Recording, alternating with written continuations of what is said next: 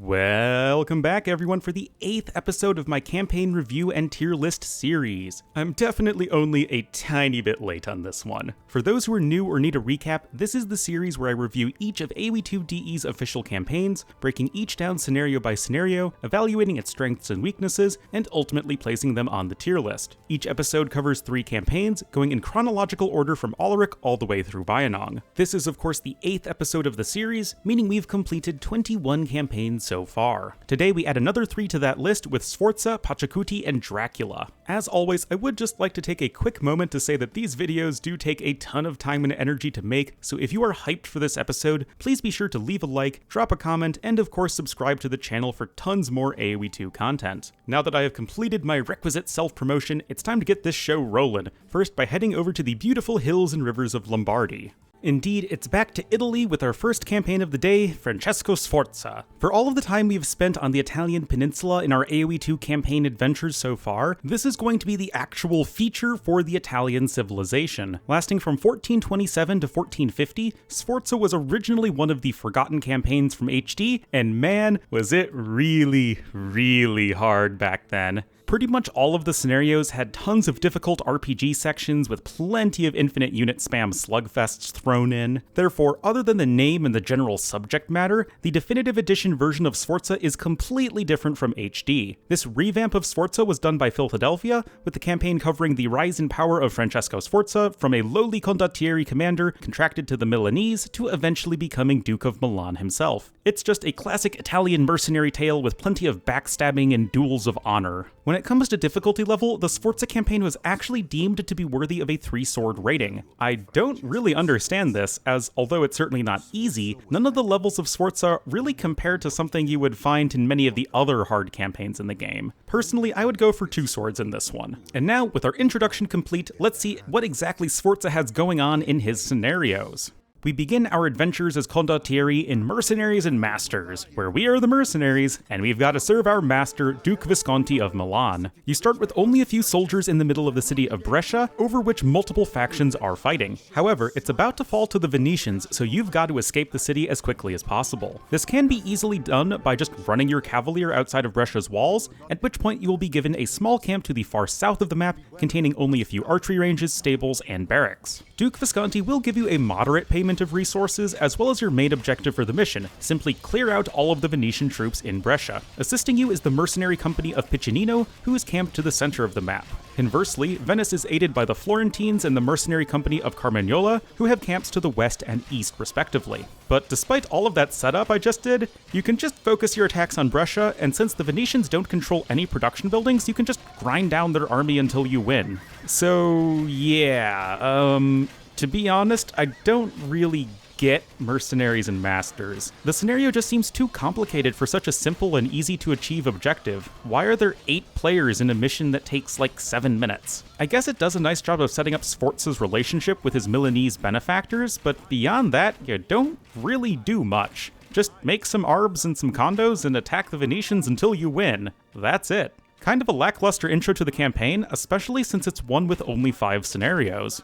Thankfully, there's plenty more going on in the Sforza campaign's second scenario, His Own Man, where our protagonist has to fight against Piccinino and his former Milanese masters for control of the various small towns of Romagna. Your main objective here is to simply defeat Piccinino, who controls the fortified city of Forli to the west of the map, as well as a couple of smaller military camps near the center. However, in true Philadelphia fashion, this is a pretty unique mission. You have no economy, and instead must rely on trickles of resources from the various towns you control. You begin in the feudal age with only the small town of Ancona to the east of the map, and must bring a relic to the monasteries of Pesaro, Rimini, and Ravenna to gain control of their buildings and resources. With each town you capture, you will also advance in age, so that by the time you take Rimini, you will have access to full Imperial Age upgrades. Importantly, there are a bunch of Gaia condottieri scattered throughout the map, including the company led by Sigismondo Malatesta, whose strength will be essential in building your military numbers early on. I'd say His Own Man feels much more like the introductory scenario to the the Sforza story. You have already betrayed the Milanese, start with humble origins, and have to claw your way to power by taking various towns. And thematically, His Own Man does a great job of showcasing this. Personally, I feel that the subject matter of the Sforza campaign of being a mercenary captain really lends itself to these more unique RPG-esque scenarios, which is once again highlighted quite well in this level. It even includes some classic Philadelphia puzzle solving early on, which is always great to see. There is just one problem here. The pacing of this level is absolutely sluggish. You can get control of the other cities pretty comfortably using the Gaia Condottieri, but once you need to take on Piccinino and Forli, man does this scenario become grindy. Your enemy has tons of defenses and infinite resources, whereas you have very little in the way of army. It's just a lot of sitting around and waiting for trebuchets to snipe bombard towers and castles.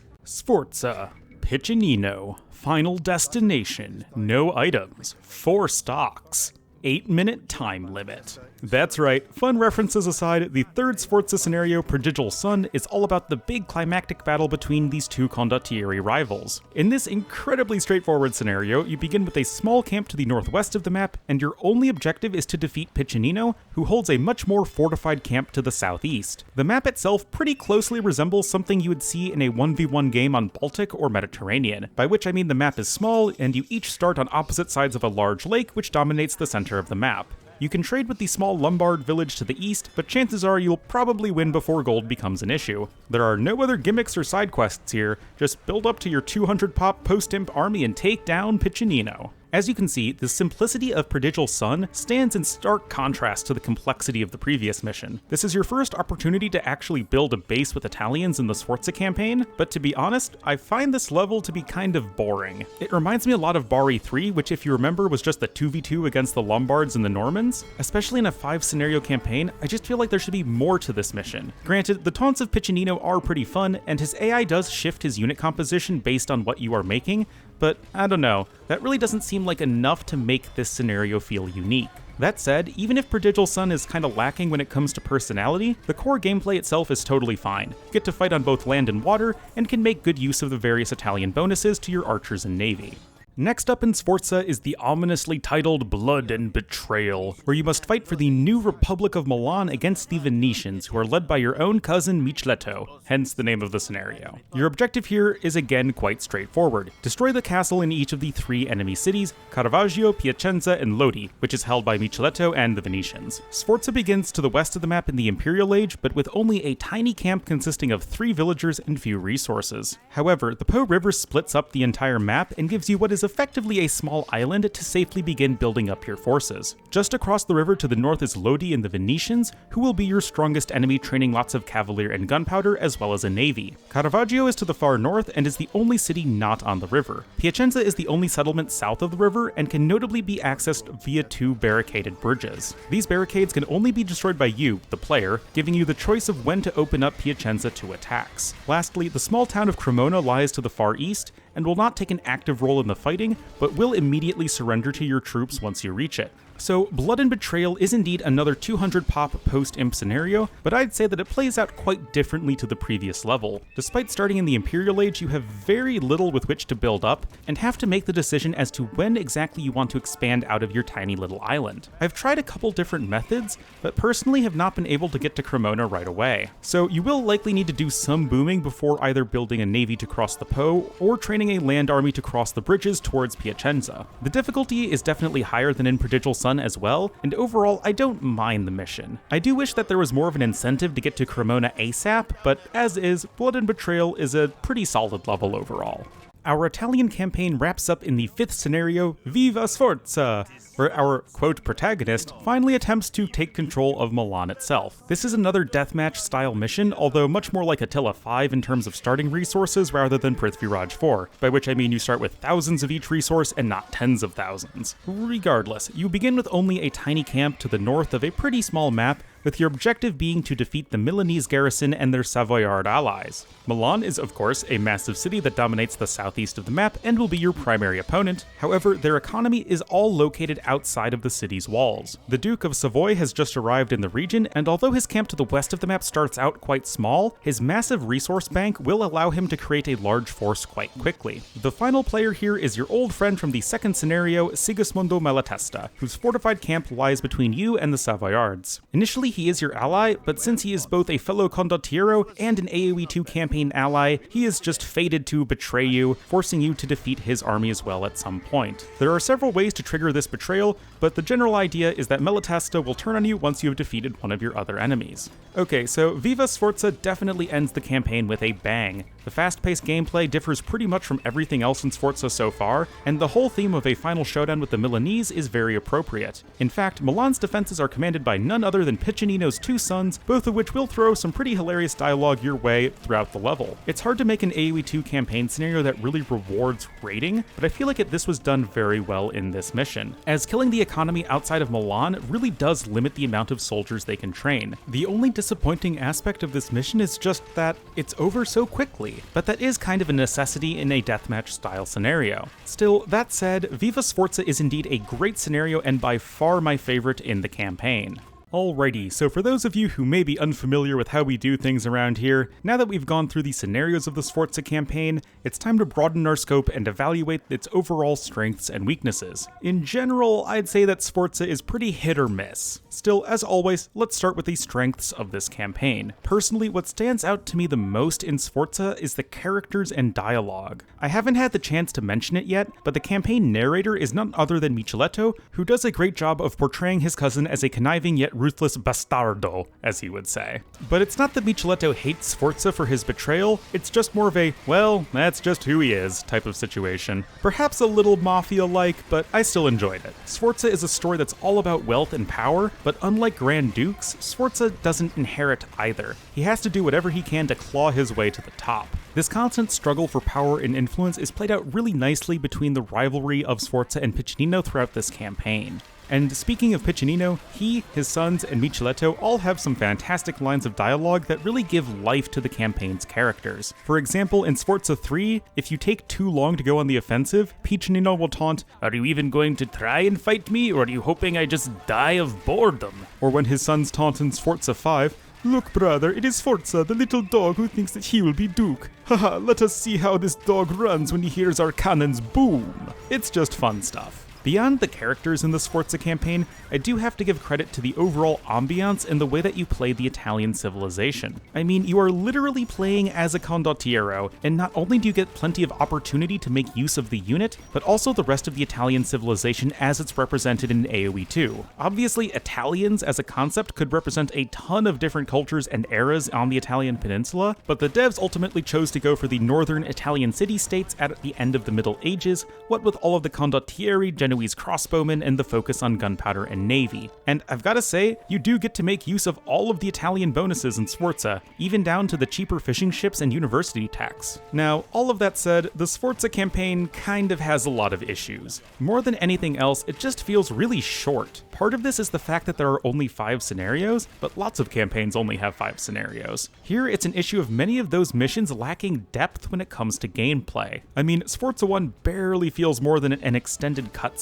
Sforza 3 feels like a 1v1 on Baltic, and even the final level is over pretty quickly. I just wish I had more to do in Sforza. To be honest, even with the very high challenge level and prominence of RPG scenarios, I feel like the original HD version of Sforza was a more complete campaign. As many of you know, I'm generally not a fan of having tons of RPG scenarios, but for a campaign based around mercenaries and relatively small-scale conflicts, I'd say that this is the perfect time for some intricate missions. Although definitely not perfect, we do get to see that a bit in Sforza 2, and of course we know that Philadelphia can make some really interesting complicated scenarios with unique mechanics. I mean, Sforza is supposed to be a 3-sword campaign, so there should be more room to make more intricate levels than Sforza 1, 3, and 4. I don't know, maybe it's just me, but it feels like the gameplay in this campaign is just kind of lacking. Lastly, I want to briefly talk about the whole backstabbing and betrayal theme that is near constant throughout the Sforza campaign. Earlier, I did say that the story and narration does a great job of telling you about these plot twists. It just doesn't feel like we ever actually get to play any of them out. We never need to turn our diplomacy with an ally to catch them off guard, and all of the switches in allegiance happen off-screen. For example, I feel like there should have been a scenario where you have like Milan, Florence, and Venice, and you go about switching sides as the cities fight each other. You could even have Piccinino doing the same thing, but perhaps that would be too complicated for an official campaign. Well, the time has come once again. We've done our best to dissect the Sforza campaign, so now it has to be placed on the good old tier list. I think it shouldn't be too surprising that our condottiere will find himself relegated to the C tier. In general, Sforza feels like a campaign that had a lot of potential, but kinda fell flat when it came to delivery. The last scenario is fun, but none of the other missions are particularly memorable. We hear about all of the political maneuvering of Sforza, Malatesta, and Piccinino, but we don't ever see that happen in-game. Still, the story, characters, and dialogue go a long way to prevent Sforza from feeling like a drag. I don't love going back and playing this campaign, but I don't dread it either, and for those reasons, Sforza will be joining the C tier. The second campaign of the day will, for the first time in this series, take us to the New World with Pachacuti. Lasting from 1438 to 1470, this campaign is AoE2 DE's showcase of the Inca's civilization and was designed by Bassi. Pachacuti covers the origins of the Inca Empire high up in the Andes Mountains, its conquest of all of the surrounding tribes and kingdoms, ultimately becoming the greatest power in all of South America. Now, as to Pachacuti's origins in AoE2, it's kind of complicated. When hovering over the campaign in-game, it shows Pachacuti to be part of the Forgotten expansion, which would make sense as that DLC introduces the Inca civilization. However, Pachacuti did not exist in HD, and was in fact released alongside the definitive edition in 2019, so why the inconsistency? Well, back in HD, there was a campaign called El Dorado, which covered Francisco de Orellana's doomed quest to find the City of Gold in the heart of the Amazon rainforest and claim it for Spain. However, El Dorado, 1, had exclusively RPG scenarios, most of which were complete buggy messes. 2, followed a Spanish protagonist and didn't really have anything to do with the Incan Empire at all. For those reasons, El Dorado is the only official AoE2 campaign to have ever been cut and replaced, with Pachacuti taking its place in the definitive edition. Now, with all of those complications sort of cleared up, the Pachacuti campaign is considered to be a two-sword campaign by the developers. Again, I think this designation is totally off, as our Inca adventure is easily one of the top 4 or 5 hardest campaigns in the entire game. Yeah, be ready for a ton of challenging slugfests in this one. But with that, let's journey to the Andes to see what our most geographically remote campaign has in store for us in its scenarios.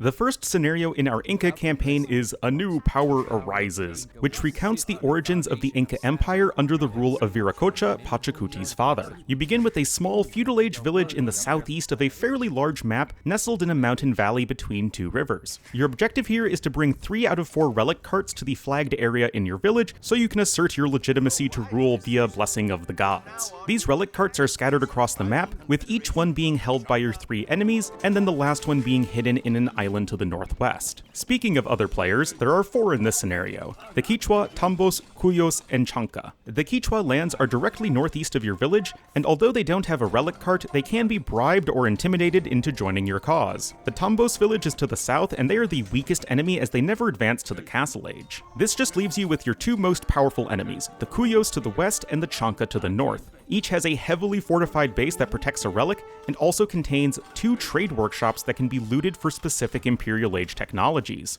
Okay, so right off the bat, Pachacuti gives us a pretty lengthy first mission in A New Power Arises. It's true that you don't need to defeat your enemies, but this is still more or less a capture target scenario, as almost all of the relic carts lie smack dab in the middle of the enemy base. That said, this is not a bad level, as it does a nice job of introducing the Inca and their neighbors, and gives you an opportunity to utilize the various Inca counter units to take down your enemies. I will admit that A New Power Arises does teeter on the edge of being grindy, since you have to use Castle Age armies to take down fortified bases, but the techs that you get from the trade workshops go a long way in helping you close out your victory. With the Inca now established as a major power in the region, the campaign's second scenario, The Field of Blood, is all about defending your capital of Cusco from your Chanca rivals. After a couple of initial cutscenes, Viracocha and his son Urku flee into the mountains, leaving his other son, Kusiyupanqui, to defend Cusco with the help of his trusty generals Apo Maita and Vika Caro. So if you have not guessed already, this is indeed a full defense style mission. Similar to El Cid 5, you need to protect the 2 villagers that are building a wonder in the center of the map. However, unlike El Cid, these villagers do not respawn if killed, instead you just lose the scenario. Even then, once the wonder is completed, you must still defend it for 200 in-game years to win the level. You do nominally have some support from the Kana and Kanchi tribes to the center and south of the map, but they put up little resistance and will quickly be run down by the Chanca armies. Speaking of which, the Chanca armies are split across 3 players. There are 2 Castle Age elite Chanka fortresses to the east and west of the map respectively. Then you have the leader of the Chanka, Ankuhualak, who commands the Imperial Age fortress to the south. Yeah, the Field of Blood really comes out swinging for only being the campaign's second scenario. This is one of the most challenging full defense scenarios in the game, but unlike, say, Aloy 2, I really enjoy this one. You begin in the Castle Age, but without any other upgrades, and the attacks are more or less non-stop after only a few minutes of preparing Cusco's defenses. On top of being a nice bit of variety, I think it's important to have a defensive level in the Inca campaign, as the civilization just lends itself to that playstyle so well with their cheaper defenses and strong counter units. And man, do you need to use all of the tools that the Civ has to offer. Lastly, you know how I said that your defense of Cusco was led by Kusi Yupanqui, son of Viracocha? Yeah, after this mission he gains the title of Pachacuti, and so the campaign's protagonist is revealed. I thought that was a pretty unique way of introducing the main character of this campaign. Oh boy, I guess it's time. The third Pachacuti scenario is War of Brothers, where Pachacuti has to track down his disgraceful brother Urku, who, if you remember, fled Cusco during the siege with Viracocha. Pachacuti and his army begin to the west of the map, and across a series of twisting mountain passes hides Urku in his fortress of Kalas. As you can imagine, your objectives here are to keep Pachacuti alive and to kill Urku. Although this isn't technically a pure A to B scenario, it's the next best thing. You begin with no economy and have to look around the mountain passes to find groups of villagers and allied military units. These villagers can collect resources but cannot build anything except farms, drop-off sites, and towers. Therefore, you must purely rely on your few villagers for economy and the few scattered military buildings for all of your production. Before even getting to Kalas, you'll need to fend off many ambushes of hostile Incas that are scattered across the map, as well as the war bands that Urku will send out to hunt you down. However, you do eventually reach Kalas, and then the grind begins. The fortress has infinite resources and will constantly train soldiers until you can snipe their production buildings, so be prepared to hunker down and creep forward with towers. Still, you can capture some siege engineers from the Chanka, and their onagers and capped rams will be essential in slowly grinding your way to victory.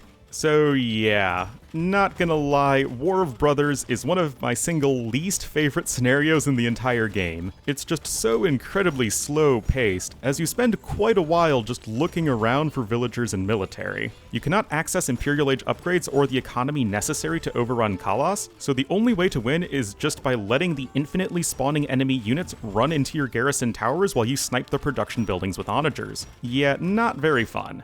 Well, getting past that rough patch, our fourth scenario is the Falcon's Tent. Now that the Inca lands are firmly controlled by Pachacuti, it's time to take the fight to Ankuhualak and the Chanka to finish them off for good. This is a two-pronged attack, with Vikakaro arriving in the south of the map with a small army and a few villagers, while Apomaita does the same in the far east. Unfortunately, your forces are completely cut off from one another by the many twisting rivers of the map, and you're also up against 4 enemies in this level. The Chanka capital of Wamankarpa lies to the far north of the map, and your main objective is to destroy the city's 4 castles. However, the Chanka also hold the cities of Andahuaylas to the far west, and Abancay to the northeast, at least one of which you will need to destroy to win the mission. Then, there's Ankuhualak himself, who commands the elite Chanka forces from a large fortress in the center of the map. However, if you're able to take him out, you'll not only rout his army, but also get the opportunity to unite your forces. Finally, there are a couple small side quests with some priests that you can convince to join you, as well as the Kuala reinforcement army with whom you can coordinate an attack against Ankuhualak. Phew, so yeah, there is quite a lot going on in the Falcon's Tent. The map is quite big, and you realistically need to take down 3 out of 4 well-defended enemy bases. To be fair, this is your first full-fledged build and destroy scenario, and the scope is certainly appropriate for your climactic battle against the Chanka. That said, man does this level feel incredibly grindy. It's not that Incas have bad siege, but rather that the map is huge, you start with very little, and you have to defeat seemingly unending waves of Imperial Age soldiers. The unit spam isn't literally constant like the end of the previous mission, but your enemies do all have infinite resources. I will say that I appreciate when a scenario pits you against several different powerful factions and provides you with multiple routes to victory. It's just, yeah, very grindy. Well, as its name would indicate, our final Pachacuti scenario, like father, like son, focuses on the conquests of Pachacuti's son and heir, Topa Yupanqui, who must prove himself to be a worthy successor to his father. To accomplish this, Topa Yupanqui intends to conquer the coastal Timur Empire. You begin with the man himself and a large Incan army to the south of the map, where your first order of business is to establish a base of operations from which you can wage war against the Chimu. The walled city of Pachacamac serves this purpose quite nicely, but unfortunately they just don't feel like being conquered, so you'll need to snipe their 4 chieftains to quash the city's descent. With the base secured, now you can focus on the Chimu. Your main objective is to bring 15 military units to the Wonder in their capital of Chanchan, located in a desert to the far north of the map. Chanchan itself does boast powerful defenses, but they only represent a small portion of the enemy forces. The Chimu army is split across 3 players, each of which is entrenched around a cistern that provides water to Chanchan. Lastly, the Chimu navy is located to the northwest and will frequently harass you by sea. So my first thought when I played Like Father, Like Son was, wait, didn't I just do this? I mean, you have a large-scale Imperial Age build and destroy scenario, you start at the south of the map, and you have to take on an enemy capital located in the north of the map with several secondary enemies in between. Especially since you were fighting pretty much the exact same army composition as all of the previous missions, the gameplay at this point is starting to feel really stale. On top of that, the scenario is even grindier than the previous level, as you have fewer resources with which to work, and you now face 5 enemies as opposed to 4. However, to me, the biggest disappointment here is the side quest where you are supposed to capture the 3 cisterns held by the Chimu armies. The way it's presented gives you the impression that something happens to Chanchan when you capture a cistern, but that doesn't really seem to be the case at all. Don't get me wrong, you really do need to defeat the Chimu armies before taking on Chanchan, but that's just so you can lessen the amount of unit spam that you have to deal with. The cisterns themselves are irrelevant. Yeah, I'm not a big fan of Like Father, Like Son. Okay, so with that, we've gone through all of the Pachacuti scenarios, and now we've got to figure out what exactly worked and what did not in this campaign. Yeah, I'll be honest, this isn't going to be pretty. Still, as always, we are going to start with the strengths of Pachacuti, and yes, they do exist. Much like Layloy from the last episode, this campaign is hard. With its multitude of large-scale scenarios, Pachacuti challenges the player's core mechanical AoE2 skills in a way that is simply not done in most campaigns. In particular, a big part of Pachacuti is trying to best balance your army composition, which perfectly showcases the core playstyle of the Inca's civilization. The Civ is all about utilizing its powerful counter units, and doing so is quite necessary to hold off the many powerful armies you fight in this campaign. Throughout Pachacuti, I find myself making good use of archers, skirmishers, slingers, eagles, onagers, rams, and even kameyuks. It's all about balancing your army composition and being flexible enough to change what you are making depending on what sorts of units you are facing at that moment. Furthermore, Pachacuti does an excellent job of encouraging players to utilize the other main strength of the Incas, their defenses. I've seen many players describe Incas as something like the American Byzantines, in part due to their strong counter units and powerful defenses. Because Incas lack an obvious power unit, by which I mean an obvious gold-intensive late-game main army unit like Khmer Elephants, Celt Siege, or Frank Paladins, adding in many cheap castles and towers can be essential to anchoring a strong push into an enemy city. And to its credit, the Pachacuti campaign does give you enough stone in most scenarios to really utilize your building stone cost discount. Well-placed castles can stop enemy pushes in their tracks, and keeps filled with arbalests can sort of fill that role of the power unit which the Inca civilization otherwise lacks. Unfortunately, this is about all I can say about Pachacuti that is positive. Yeah, this one has a lot of issues. Perhaps the most important flaw in Pachacuti is the lack of variety. I mean, there is literally only one civilization in the entire campaign, which is of course Incas. Yeah, this is kind of a necessity when you make a campaign about the Incas because they're so far removed from every other civ in AoE2, with the Incan Empire only interacting with the Spanish at its very end, but we already had the Montezuma campaign to give us that particular dynamic. It's just every single scenario. All of your enemies are Incas. Yes, there are some Jaguar warriors and plumed archers thrown in here and there for a bit of variety, but it's honestly not enough to make any of your enemies feel especially unique. In my opinion, this is most pronounced in the 4th and 5th missions in Pachacuti, where it literally feels like you're doing the same thing twice in a row. Furthermore, the fact that there are no cavalry units in this campaign means that you don't really get an opportunity to fully utilize the strength of their main unique unit, the kameyuk. Of course, kameyuks are still good against most other infantry, but they really do shine the most against cavalry, as that's kind of their main role. It's not like there's really a whole lot you can do to get around this issue, but the Pachacuti campaign's lack of diversity really detracts a ton from its player experience. My other main gripe with Pachacuti is somewhat related to the lack of diversity, and that is the overall really underwhelming gameplay. Now, I do enjoy the second mission, but as I always say, no single level will make or break a campaign. And with that in mind, the other 4 missions range from pretty forgettable to downright painful. What makes it even worse is that it starts out okay, and then goes downhill pretty quick after the second scenario. Pachacuti 3, 4, and 5 are all just so incredibly sluggish, grindy, and repetitive. I've already talked about my issues with those scenarios in depth during their respective segments, so I'm not going to keep beating them up here. I just feel like it's really important to underscore just how frustrating the gameplay is for most of the Pachacuti campaign. Oof, that was pretty painful. Still, we have to wrap up this segment by placing Pachacuti on the tier list. I don't think too many people will be surprised to find that our Inca campaign will unfortunately be joining the D tier. Yikes, we haven't had a D tier campaign since episode 2 of this series. Now, I do want to say that it's really difficult to make a good Inca campaign, and that Bassi did the best he could with what he was given. Incas are just not a civilization that lend itself to particularly exciting campaign gameplay. Their lack of a power unit means that scenarios tend to be on the slow side, and their geographic isolation necessitates that every civ in every level be Incas. Still, those issues combine to create the Pachacuti campaign's biggest weakness by far, and that's its poor gameplay, which is unfortunately the single most important aspect of an AoE2 campaign when it comes to this tier list series. Regardless, this is all still just my opinion, and if you like American civs and like lengthy, challenging build and destroy scenarios, by all means, give Pachacuti a try. Welcome everyone, as we return to southeastern Europe for our final campaign of the day, Castlevania. I mean Vlad Dracula. Lasting from 1448 to 1477, this campaign from the Forgotten expansion tells the story of the actual historical figure Vlad Dracula, who is not actually a vampire. Instead, he was a Wallachian voivod who led his country through the power struggle between the Ottoman and Hungarian empires. Naturally, the Dracula campaign is the showcase for the Vlachs civilization, who emphasize... Oh, wait a minute. The Vlachs aren't an AoE2 civ.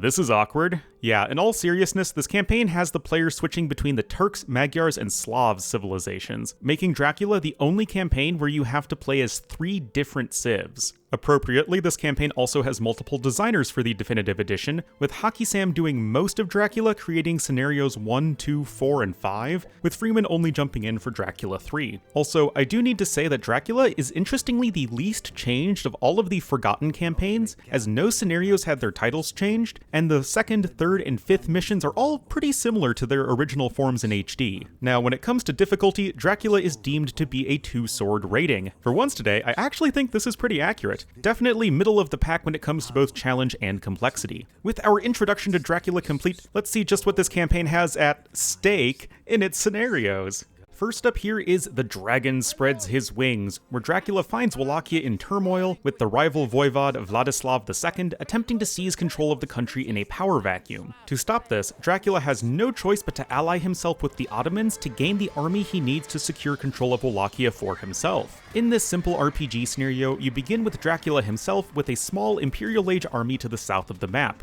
To gather support, you must find 3 local voivods and convince them to join your forces. Each of these voivods will pledge their support to Dracula once you complete a specific objective for them. In truth, all of these side quests are some variation of defeat the nearby Daneshti forces. Once you have support of all 3 voivods, you must take the fight to Vladislav's military camp to the far north of the map. This camp is well defended by tons of enemy soldiers, but taking it out will complete your final objective. However, just before you win, Dracula is informed that Vladislav approaches with a massive Hungarian army, forcing you to flee the region. Okay, so there is something kinda off with The Dragon Spreads His Wings. It feels like there was originally supposed to be more to this scenario, but some of the content got cut at the last minute. The biggest question mark here is that there is a Hungary player in this scenario, but they control no units or buildings and never actually do anything. Instead, we are just kinda told that Vladislav II is approaching with a huge army, and then you flee the map off screen. Regardless of the original intent for this scenario, the final version leaves the player with very little to do. The 3 quests for the voivods are all incredibly simple and easy, and it just doesn't feel like there is anything unique about the gameplay. It is worth mentioning that this is the one mission in Dracula where you play as the Turks, but since you can only train exactly 5 hussars and 5 hand cannoneers, it doesn't really matter. Don't worry, the second Dracula level, The Return of the Dragon, makes up for the previous scenario's simplicity. Of course, that said, you begin the scenario with only Dracula and a few Cavalier, who must travel to the far north of the map where the Order of the Dragon will give you a base from which you can stage your conquests. Your main objective is to kill the traitor and usurper Vladislav II, but other than that, this mission actually plays out like the board game Risk, AoE2 style. There are several factions fighting for Wallachia here, but nobody can construct military production buildings. Instead, there are numerous villages scattered across the map, each of which acts like a territory in Risk. They all contain different types of production buildings and defenses and can be captured by having a unit next to each village's torch. The buildings themselves are invincible, so your focus needs to be on just killing the enemy units within the village and then defending it so that it does not fall back into enemy hands. Now, to briefly go over the aforementioned factions that are fighting over this map, your allies in Moldavia assist you from the east, your target Vladislav II commands his forces from his fortress to the far west, and then the Ottomans and Hungarians each hold a fortress in the south and northwest respectively. The Ottomans are always hostile to you, but they will mostly be fighting the Hungarians, who in turn can be convinced to join your side once you reach the Imperial Age and tribute them 1,000 food.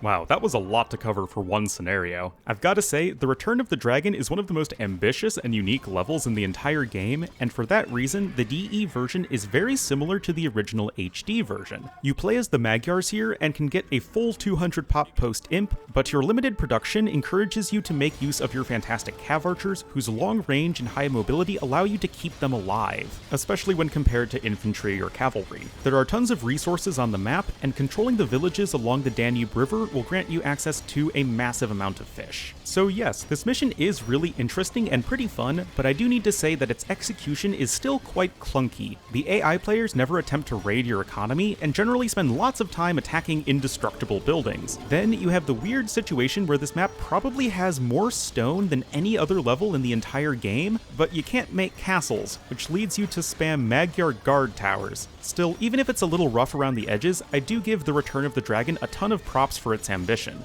We jump from the frying pan into the literal fire as we get into the third Dracula scenario, The Breath of the Dragon. A much more traditional build and destroy level, this mission has Dracula finally rise up against the Ottomans and their allies. You begin with Dracula and a relatively large army, but to get a base of operations, you'll need to siege the city of Giurgiu, which is located in the center of the map on the near bank of the Danube River. You'll find some bombard cannons to help you knock down their towers and castles, and your army is more than a match for the Ottoman garrison. Once you have control of Giurgiu, then the level begins in full. Your task here is simple, just defeat all 5 of your enemies, Darstor, Orsova, Oblusica, Rahova, and Novoselo. Of these, Darstor is by far the most powerful, as the Ottomans themselves hold the well-fortified city directly across the river from you. It would be wise to prioritize at least some of the outlying towns, as each provides a specific boost to all of your other enemies. Oblusica and Orsova are the largest of these towns, as both start in the Castle Age and are on your side of the Danube. By comparison, Rahova and Novoselo are weaker, but they are initially protected by both the river and by Darstor. Okay, so some of you may remember that The Breath of the Dragon actually made it as an honorable mention in my top 5 best design scenarios video way back when DE first came out. And yes, I do really like this mission. It's just a great take on a classic build and destroy scenario. All of your enemies are pretty different from one another, and there is a ton of incentive to act aggressively, because if you sit back and boom, you'll be absolutely smashed 5v1. I also appreciate how DE really streamlined the intro to this mission compared to HD, which had a way more involved RPG-style thing that didn't really add much to the gameplay. This may be your only chance to have a build and destroy experience with the Slavs civilization in an official AoE2 campaign, but The Breath of the Dragon really delivers a memorable experience.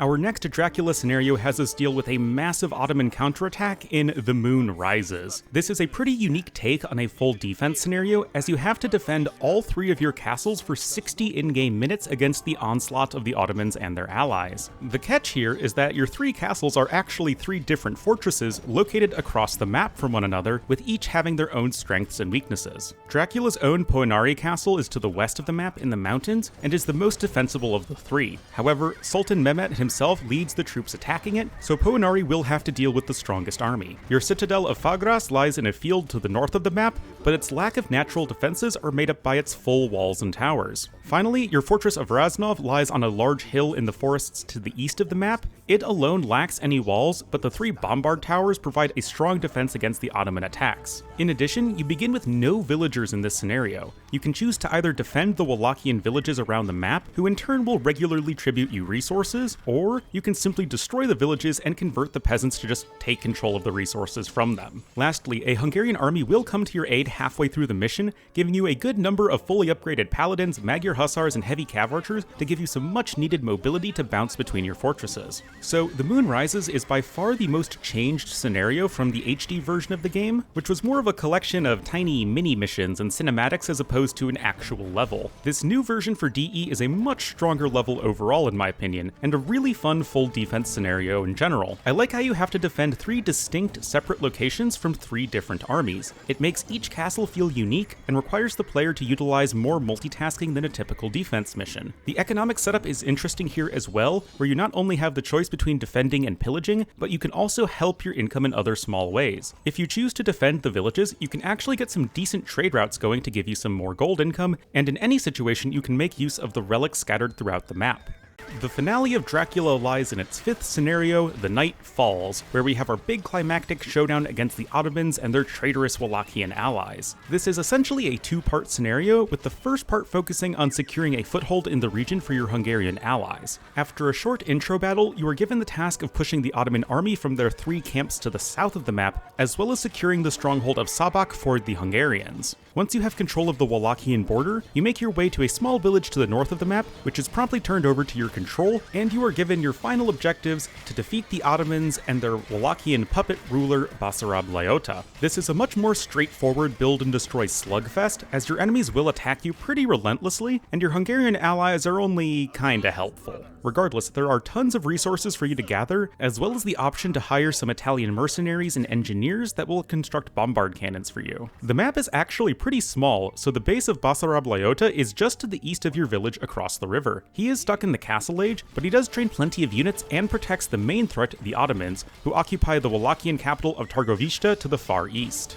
Alrighty, so The Night Falls is another scenario that only received minor changes when being ported over to DE, which does mean that the core gameplay of this mission is quite good. I like the idea of having to physically secure a base for your Hungarian allies in the beginning, although the fact that you lose all of your resources once you take Szabadka is pretty jarring. Still, you get to keep all of your soldiers, so it's not that big of a deal. The main build and destroy part of this mission is pretty fun too, as you have to defend from both land units and naval units, and really need to leverage the strength of Magyar cav archers. It's nothing too wild in terms of gameplay, but the mercenaries and engineers do help give the fight a bit of flavor. Lastly, I always love a good Easter egg, and in case you never noticed, if you mine enough gold and stone to the north of your village, you'll find a path leading to the ruins of Ponari Castle. Other than Dracula having a voice line where he curses the Ottomans for destroying his castle, it doesn't actually do anything, but it's a nice touch nonetheless. And with that, we have now gone through the scenarios of Vlad Dracula, and for the last time today, we need to consider the overall strengths and weaknesses of this campaign. Despite a few clunky moments, I do enjoy this one. Of course, starting with the strengths of Dracula, the biggest selling point here is honestly just the core gameplay. Beyond just being fun, each scenario is quite unique when it comes to style. In this campaign, you start with a small RPG scenario, then a huge risk-style mission, and then a more straightforward multi-enemy build and destroy scenario with the Slav civilization. After that, you get a full defense level in the 4th mission, and then wrap things up with another build and destroy mission, but this time playing as the Magyars. It's true that I find Dracula 1 quite forgettable, but almost all of the other scenarios really do bring something unique and memorable to the table. Yes, you do mostly fight Turks and Slavs, but the way in which you go about doing that is really quite varied. Magyars and Slavs train very different armies, but the Magyar army of cavalry and cav archers, as well as the Slav army of infantry, boyars, and siege, are both just really fun to play in a campaign setting. Fun is just a good way to describe most of the levels of this campaign. I know it's not exactly high-level analysis, but it's the truth. For the most part, Dracula does an excellent job of balancing the power trip of the Magyar and Slav late game with providing challenging enemies that don't just let you sit back and do whatever you want.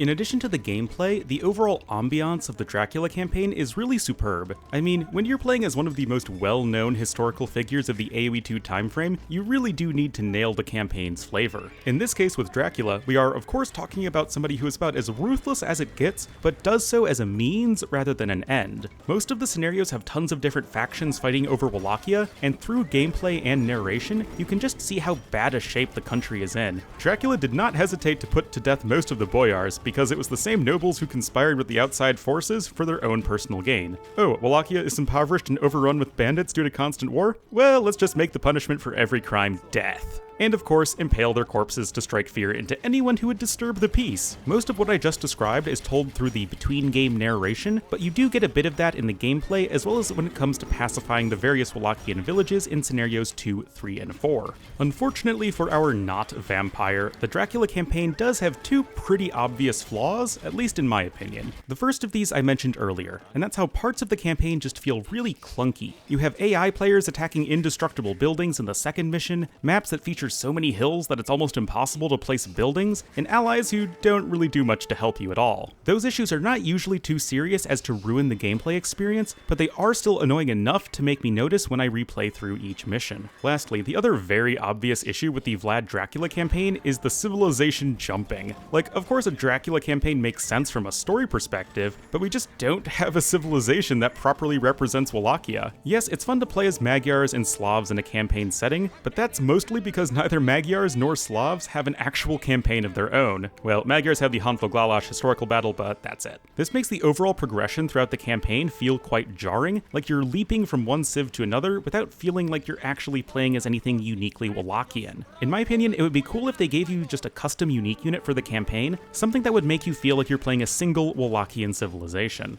At last, we reach our final tier placement for the day. Dracula does have its ups and downs, but I still see our bloodthirsty Voivod as a pretty clear A tier campaign. Above all else, Vlad Dracula is just a really fun experience with a lot of engaging scenarios and a memorable, quote, protagonist. At its core, this is what you want from an AoE2 campaign, at least in my view. Yeah, the civ jumping is a bit awkward and some of the gameplay mechanics are kinda clunky, and although that does deny Dracula an S tier spot, I still think that Vlad is my favorite of the Forgotten campaigns. There is definitely a reason that this was the least change of all entries from the Forgotten expansion. It's strong enough on its own merits for me to recommend to anyone who's looking for something a little bit different from an AoE2 campaign.